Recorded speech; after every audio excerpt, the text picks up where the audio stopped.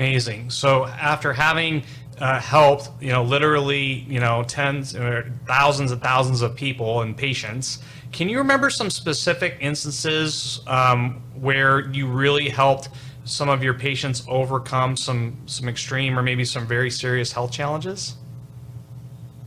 Yeah, there was one patient in particular, and this was early on in my career. I think I was probably 2 to 3 years out of school at that stage of the game, and this is when I was in Fort Lauderdale. But a lady presented to my practice, and she literally had asthma, severe asthma, so much to the extent that when she came in for her very first appointment after she completed her intake forms, I remember it took her quite a time to get from the front hospitality area back to the back of the office, which is where my office was at that practice, and had labored breathing.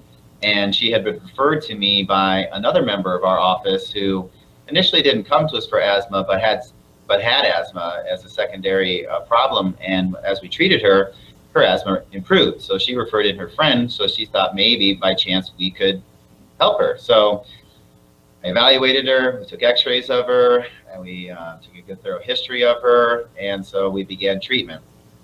Now, probably within the first 2 weeks, to be honest with you, I didn't really know if our treatment was helping her or hurting her, because her asthma got worse. She'd be on the table, she'd have a garbage can neck, she'd be coughing up all this stuff, her breathing was really bad.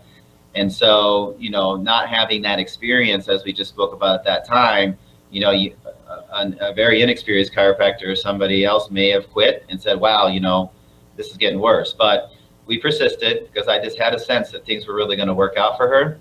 And so over the next 2 weeks, things kind of stabilized.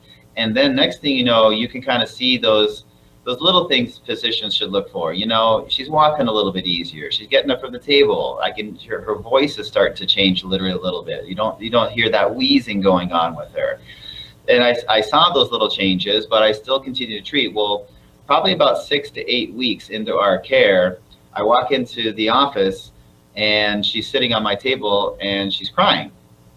So your initial thought when somebody's crying is something's wrong. I said, oh my God, is everything okay? And, did you have an asthma attack or is something else wrong? And she said, no, I didn't want to tell you, but over the last week, I haven't used my inhaler.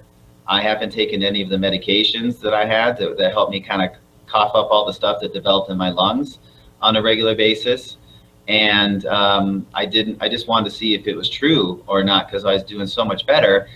And most importantly, my friend called me this morning to speak to me on the phone, and I haven't talked to her in a long time.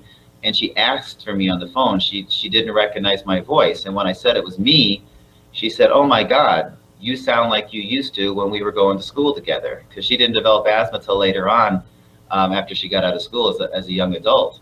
So, wow, those are super cool. Super cool stories, because at the end of the day, that's why we do our job, is to really make differences in people's lives like that.